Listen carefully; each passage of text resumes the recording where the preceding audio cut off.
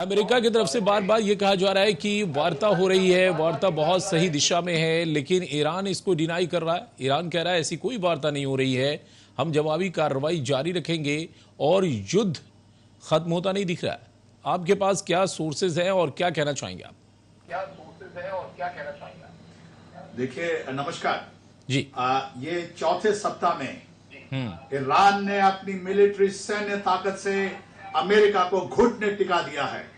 आज अमेरिकी सेना घुटने पे आ गई है और वो बार बार कह रही है कि हम तुमसे बात करने को तैयार हैं। और ये जो घुराव है वो 18 मार्च को आया, जब इजराइल ने उनके साउथ पार्स में स्थित उनकी गैस की जो प्लांट है उस पर हमला किया। और उसके जवाब में 18 तारीख को ईरान ने सऊदी अरेबिया के आर्म को उनकी जो क्रूड ऑयल निकालने की और बाहर भेजने की षड्यंत्र है उस पर हमला किया। साथ में बहरीन को हमला किया, कतर को हमला किया। और फिर 21 तारीख को अमेरिका और इजराइल ने मिलकर 21 मार्च को जब उन्होंने नातांज पे हमला किया तो सभी ने कहा देखिए ये तो गलत बात है, वहां रेडियो एक्टिव गिरेगा। तो उसके एवज में आप भी तो कह रहे हैं 21 मार्च को ईरान ने दिमोना में हमला किया, जो इजराइल का न्यूक्लियर इंस्टॉलेशन है। ये पूरी विश्व की ये जो युद्ध है उसकी संरचना में एक बदलाव आता है। ये 18 और 21 तारीख की घटना ने अमेरिका मिलिट्री 3 कारणों से हार रही है अब। पहली बार, ये जो अमेरिका और इजराइल के बीच में जो झगड़ा है वो साउथ पार्स के हमले के बाद से आया, और जिसमें अमेरिका ने कहा कि जब इजराइल ने हम पर हमला किया हमें तो पता ही नहीं था। दैट इज पहला, बोला गलत है, नहीं करना चाहिए। दूसरा, उसी समय संग 21 तारीख को अमेरिका के जो वित्त मंत्री हैं बैसनेट, उन्होंने कहा हम सैंक्शन हटा रहे हैं। ईरान की जितनी भी तेल है जो समुद्री जहाज में लोडेड है उन पे कोई भी खरीद सकता है। हम आप इन पे सैंक्शन नहीं लगा रहे, रशियन ऑयल पे सैंक्शन नहीं लगा रहे। ये देखिए झुकाव। और उसके बाद 22 तारीख को गतकाल प्रेसिडेंट बोलते हैं कि हम तो 2 दिन में उनके जो ऊर्जा संयंत्र है ईरान का उस पर हमला करेंगे। ईरान ने कहा उसका जवाबी हमला। लेकिन मेरा सवाल ये होगा, ठीक है आप कह रहे हैं कि 3 पॉइंट, बिल्कुल आप कह रहे हैं कि 3 पॉइंट ऐसे हैं जहां साफ तौर पर दिख रहा है कि अमेरिका कैसे घुटने के बल गिरा है और डोनाल्ड ट्रंप कैसे अपने बयानों को बार बार बदल रहा है। दुनिया की सबसे पावरफुल मुल्क जो है वो किस तरीके से यहां पर घुटने टेकता नजर आ रहा है। लेकिन सवाल हमारा दूसरा है, सवाल यह है कि ईरान आखिर बातचीत क्यों नहीं करना चाहता? क्या वो नहीं चाहता है कि दुनिया के साथ उसकी कनेक्टिविटी मजबूत हो? क्योंकि इस युद्ध से जो हॉर्मुज का संकट है उसकी वजह से पूरी दुनिया में परेशानी है और पूरी दुनिया चिंता में है। ईरान आखिर क्यों नहीं बातचीत चाहता है? मेरा सवाल यह है। बहुत अच्छा प्रश्न। दूध का जला छाछ भी फूक फूक के पीता है। हमेशा से इस दुनिया ने ईरान को 50 सालों से सैंक्शन पे रखा है 1979 के बाद से। राइट, आप बताइए ना, हमारे पर 50% जब टैरिफ लगा तो हमें कितना झटका लगा कि अरे हमारे आप कारोबार का क्या होगा। वो एक ऐसा देश 1979 के बाद से उन पे लगातार सैंक्शन किया जा रहा है। और ईरान बार बार कह रहा है कि जब भी मैंने आपके साथ बातचीत किया उसके बदले मेरे पीठ में खंजर घोपा गया। तो ईरान क्यों विश्वास करे अमेरिका का? मैं तो आपको कह रहा हूं 23 तारीख को जब आपसे बात हो रही है, करबला का युद्ध शुरू हो गया है। ईरानियन ने वहां से सीखा, जब इमाम हुसैन के पास पानी नहीं था, उनके लोगों के पास नहीं था, और वो जब शहादत के लिए निकल रहे थे और एक पानी कारण था।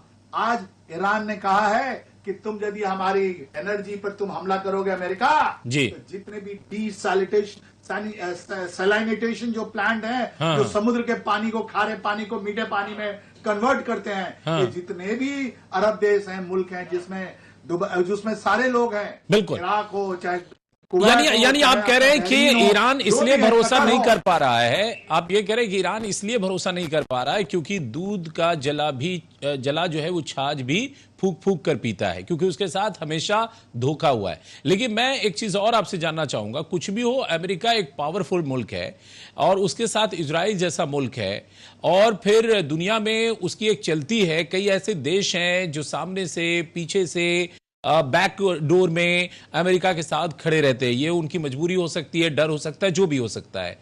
ऐसे में ईरान कुछ गलती तो नहीं कर रहा है कि वो अपने अस्तित्व को ही दांव पर लगा दिया है? क्योंकि ईरान कुछ भी है, अमेरिका बहुत ही पावरफुल है। ये था, ये हम भी मानते थे, अब नहीं है।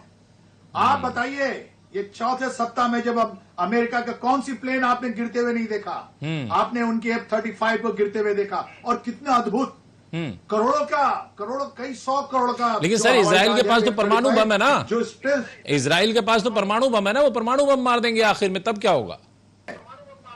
तो ईरान, किसने कहा ईरान के पास नहीं है? और जब तुम अकेले थोड़ी हो, इसीलिए तो उसने कहा है सैमसन कोड लगाएंगे। ईरान का एक सैमसन कोड है, इजराइल का, वो बाद में बात करता हूं। लेकिन आज जो टेक्नोलॉजिकल एडवांटेज था अमेरिका का, कि हमारे पास स्टिल टेक्नोलॉजी है, उन्होंने उसको खत्म कर दिया। आज उसके सारे जहाज गिर गए, उनके पानी के जहाज पर हमला हो गया है। SS लिंकन कहाँ है? उनका फोर्ट कहाँ है? कहाँ है वो फोर्स प्रोजेक्शन? आज उनके पास इलेक्ट्रॉनिक वॉरफेयर करके उनकी सारी की सारी हवाई जहाज या उनकी जो ड्रोन्स हैं, वो सब जमीन पे शिथिल हो गए। अमेरिका का, अमेरिका के लिए सबसे बड़ा टेक्नोलॉजिकल झटका है। और ये युद्ध अमेरिका का नहीं है, ये युद्ध ट्रंप का था। आज ट्रंप की रेटिंग 60% लोग अमेरिकन उनके खिलाफ हैं, सिर्फ 40% बोलते हैं मैं इस युद्ध के साथ हूं। तो ट्रंप है कहां? नंबर 1। नंबर 2, आज चौथे सप्ताह खाड़ी का हर एक देश पूछ रहा है कहां है वो अमेरिका जिसको हमने ट्रिलियंस और कई हजार करोड़, लाखों करोड़ दिए। आज उनके साथ नहीं, तो क्या हम ईरान के पास जाएं? ईरान बार बार बोल रहा है कि तुमने हमारे जितने भी बाहर से दिखने वाले चीजों को तुमने उड़ा दिया। ये सही बात है। जब भी इजराइल और अमेरिका जब हमला करता है तो एक चित्र रिलीज करता है जिसमें कई मिलिट्री टारगेट तो ध्वंस हो गए, लेकिन जमीन के अंदर कल उनके प्रेसिडेंट भी बोल रहे हैं कि वो जो अच्छा, एक सवाल आज और अंतर्राष्ट्रीय मीडिया में आया, आर.के. श्रीवास्तव, इस पर मैं आपकी राय जानना चाहूंगा। और वो भी एक अंतर्राष्ट्रीय मीडिया BBC की बात मैं कर रहा हूं। उसने अपनी रिपोर्ट में लिखा है कि अमेरिका कह रहा है कि उसने ईरान के तमाम जो लीडरशिप है, खुमैनी से लेकर लारीजानी तक, सबको मार दिया है। और दावे भी किए गए, कई बार ऐसे एक्सेप्टेंस भी आए ईरान की तरफ से। लेकिन वो ये सवाल उठा रहा है कि अगर ऐसा है तो फिर अभी जिस तरीके से जवाब दिए जा रहे, जिसका जिक्र आपने अभी किया भी है कि कैसे F-35 हो और तमाम तरह की जो हथियार रहे हैं इजराइल और अमेरिका के, सबको ध्वस्त किया ईरान ने और जवाबी कार्रवाई भी मजबूती से दिया है। आखिर ये फैसले ले कौन रहा है? क्या ऐसा तो नहीं है कि ये भी एक स्ट्रैटेजी हो कुछ ईरान की, जिसमें वो अपने लीडरशिप को अंडरग्राउंड रख रहा हो और वहां से चीजें चल रही हो? कहीं ना कहीं BBC के सवाल का मतलब यही है, BBC के सवाल का। BBC ने जो बात नहीं कही वो मैं कहता हूं। 300 Chinese expert, technical expert, 300 Chinese expert वो आज मिसिंग है ईरान में। सारी जो अंडरग्राउंड, आपने सही कहा, ये पहले दिन से बोल रहा है, ट्रंप बोल रहे हैं, अमेरिकन प्रेसिडेंट, कि मैंने 49 लोगों को खात्मा कर दिया, हम किससे बात करें, हमारे पास कोई चीज नहीं है। जो बिल्कुल सही है। आज की डेट में जब बात रूमर इस बात की उड़ रही है कि क्या ईरान अमेरिका के साथ बातचीत कर रहा है, क्या ईरान के जो मजलिस के जो स्पीकर हैं वो क्या पाकिस्तान में है, और ये 5 दिन का एक्सटेंशन क्या है, और हमारे माननीय प्रधानमंत्री एक बार लोकसभा में, राज्यसभा में बात कर रहे हैं, क्या हमारा एक्सपीडिशनरी फोर्स, हमारी जो तीनों सेनाओं के अंग क्या हॉर्मुज की तरफ जा रहे हैं, जो शायद आज की डेट में ईरान और जो सभी को मान्य है वहां से लोगों को शिप निकालने में मदद करेंगे।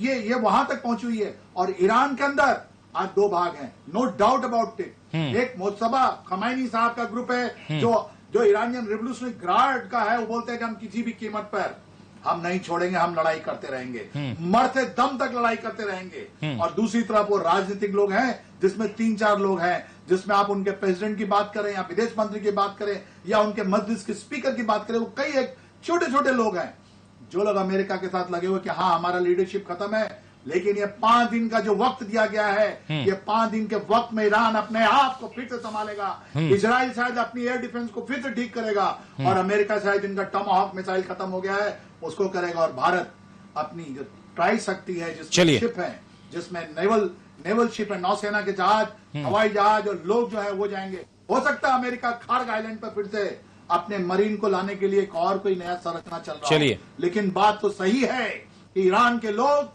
झुके नहीं हैं, और 4 सप्ताह में अमेरिकन फौज को अपने घुटने पर टिका दिया है। ये बात हम आपको बार बार कह रहे हैं। कई लोग तो आरके श्रीवास्तव 10 सेकंड में जवाब चाहूंगा। कई लोग कह रहे हैं कि दो देश ऐसे हैं जिसे बल्कि आजादी मिल गई इस युद्ध में, एक इराक का जिक्र कर रहे हैं और एक फिलिस्तीन का जिक्र कर रहे हैं।